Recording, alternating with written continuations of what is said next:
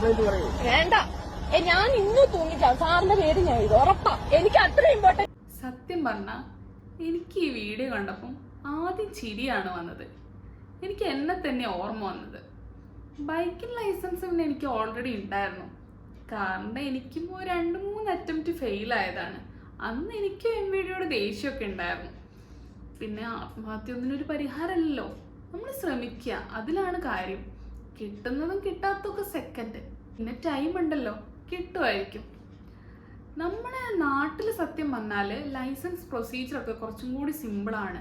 ഞാനിപ്പോൾ പുറത്താണ് നിൽക്കുന്നത്. ഇവിടെ കുറച്ചും കൂടി ഒരു ടഫാണ് ലൈസൻസ് കിട്ടാൻ വേണ്ടിയിട്ട്. പിന്നെ അത്യാവശ്യം വണ്ടി ഓടിക്കാൻ അറിയുന്നവർക്കൊക്കെ പെട്ടെന്ന് കിട്ടും. പൊതുവെ പെൺകുട്ടികൾക്കാണ് കിട്ടാൻ കുറച്ച് ബുദ്ധിമുട്ടുള്ള കാര്യം. കഴിഞ്ഞ ദിവസം മലയാളി ക്ലബ് എന്ന് പറയുന്ന യൂട്യൂബ് ചാനലാണ് ഞാൻ ഈ വീഡിയോ കാണുന്നത്. ഒരു പെൺകുട്ടി MVD തടഞ്ഞു നിർത്തി നട്ട് റോട്ടിൽ വെച്ച് ഭയങ്കര ഷോ കാണിക്കാനുള്ള മെയിൻ കാരണം എന്ന് വെച്ചാൽ ഈ പെൺകുട്ടി ലൈസൻസിന് അപ്ലൈ ചെയ്തിട്ടുണ്ടായിരുന്നു. അപ്പോൾ റോഡ് ടെസ്റ്റ് ഫെയിലായി. അതിൻ്റെ പേരിലാണ് ഈ ഷോ.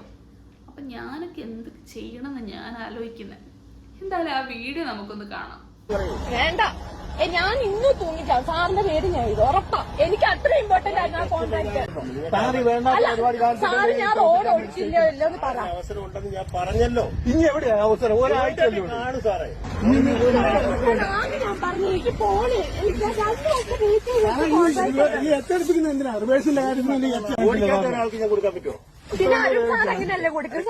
വേണ്ടിയാണ് കുട്ടിയെ കൊണ്ടു നടന്ന് ഞാൻ ഏറ്റവും ചെറുതായിട്ടുള്ളവർ കൊടുത്തു. നിങ്ങളിത് കാണുന്നില്ലേ? അച്ഛനല്ലേ റോഡ് ഞാൻ ഓടിച്ചായിരുന്നു. വേണ്ടെന്നേ പോകുന്നില്ല ഞങ്ങള്. വേണ്ടേ? എന്തായാലും ഇന്നുമായിട്ട് ഞാൻ സാറിന്റെ പേര് ഞാൻ ഉറപ്പാ. ഞാൻ അത്രയും ഫസ്ട്രേറ്റഡ്. I don't know.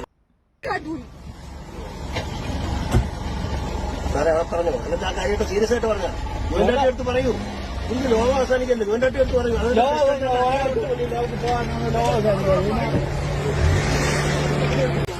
വലിയ പ്രശ്നമാവും. എന്റെ തെറ്റ് നടത്തി പ്രതി കഴിഞ്ഞാൽ ഭയങ്കര പ്രശ്നമാവും. ഞാൻ അറിഞ്ഞുകൂടാഞ്ഞിട്ടാ. അവൾ അഹങ്കാരം കണ്ടോ?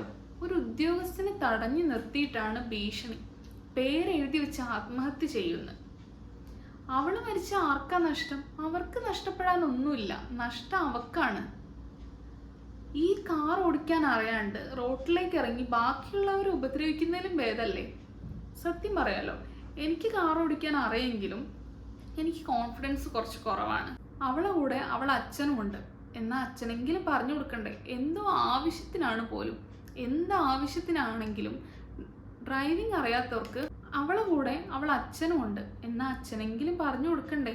എന്തോ ആവശ്യത്തിനാണ് പോലും. എന്താവശ്യത്തിനായാലും ഡ്രൈവിംഗ് അറിയാത്തവർക്ക് ലൈസൻസ് കൊടുക്കരുത്. പക്ഷെ ഇന്ന് പൈസയൊക്കെ കൊടുത്ത് ഇഷ്ടംപോലെ ലൈസൻസ് ഒക്കെ ഉണ്ടാക്കുന്നവരൊക്കെ ഉണ്ട്. അങ്ങനെ കൊടുക്കുന്ന ഒരുപാട് ഉദ്യോഗസ്ഥരൊക്കെ ഉണ്ട്. ഇത് പക്ക അഹങ്കാരം തന്നെയാണ്. ഇപ്പൊ ഡ്രൈവർമാർ കാരണം ഫുട്പാത്തിൽ കൂടെ നടക്കാൻ പോലും വയ്യ. ഈ ഡ്രൈവിംഗ് എന്ന് പറയുന്ന അത്ര നിസ്സാരമായ കാര്യമല്ലല്ലോ. ഈ ഫോണിൽ ഗെയിം കളിക്കുന്ന പോലെയാണോ? ഒരാളെ ജീവൻ വെച്ചല്ലേ കളിക്കുന്നത്. അപ്പൊ അത്രയും പെർഫെക്റ്റ് ആയിട്ടുള്ളവർക്ക് ലൈസൻസ് കൊടുക്കുന്നതാണ് ഏറ്റവും നല്ലത്.